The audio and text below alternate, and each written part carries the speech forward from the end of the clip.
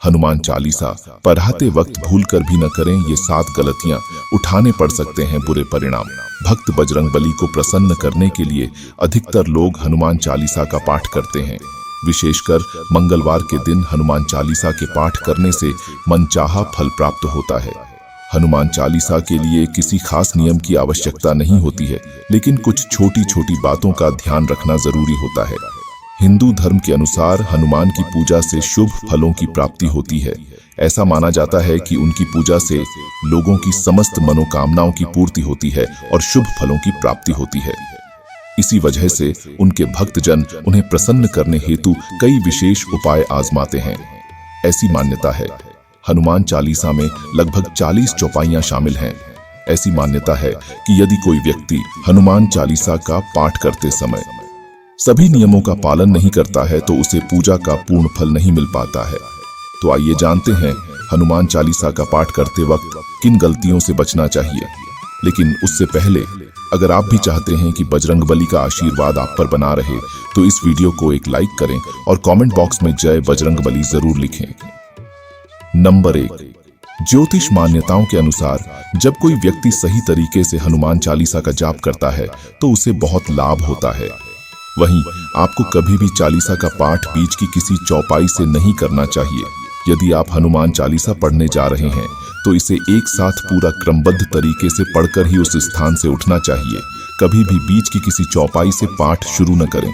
Number 2, ऐसा माना जाता है कि यदि आप घर में हनुमान चालीसा का पाठ करते हैं तो हमेशा शुद्ध तन और मन से मंदिर में दीपक प्रज्वलित करके हनुमान जी का ध्यान करते हुए पाठ करें।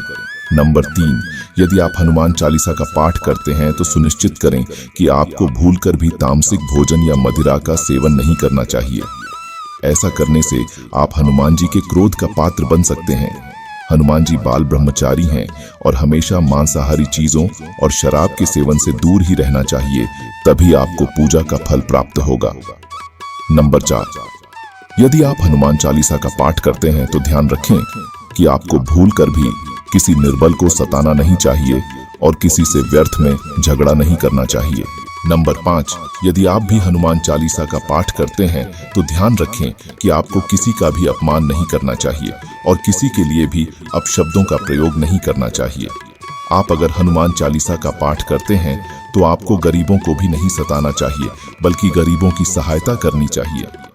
नंबर 6, यदि आप हनुमान चालीसा का पाठ करते हैं तो आपको किसी भी प्रकार का अपराध नहीं करना चाहिए। आपको किसी के साथ छल कपट करने से भी बचना चाहिए और झूठ नहीं बोलना चाहिए। अगर आपके मन में किसी के प्रति छल कपट और द्वेष है तो इससे आपको पूजा का फल कभी नहीं मिलेगा। नंबर 7, हनुमान चालीसा पढ़ने में जल्दबाजी न करें। जब आप हनुमान चालीसा का पाठ करते हैं तब आपको कभी भी जल्दबाजी नहीं करनी चाहिए और कभी भी इसके किसी श्लोक का उच्चारण गलत तरीके से नहीं करना चाहिए। इसका पाठ हमेशा धैर्यपूर्वक करना चाहिए। नंबर 8, सभी इस बात से परिचित हैं कि हनुमान राम जी के परम भक्त हैं, इसलिए भगवान राम का नाम लिए बिना हनुमान चालीसा की शुरुआत न करें, वरना आप इसके फल से वंचित रह जाएंगे।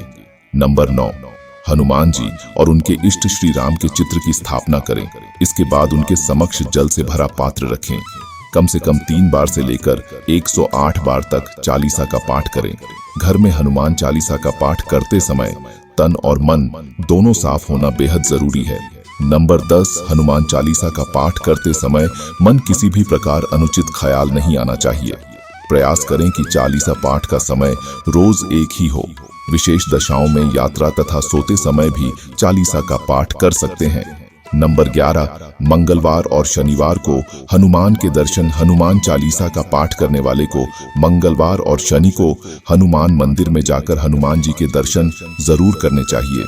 यदि मंगलवार या शनिवार को हनुमान मंदिर में जाकर उनके सामने घी का दीपक जलाने से और हनुमान चालीसा का पाठ वहीं बैठकर करने से बड़े कष्ट दूर हो जाते हैं।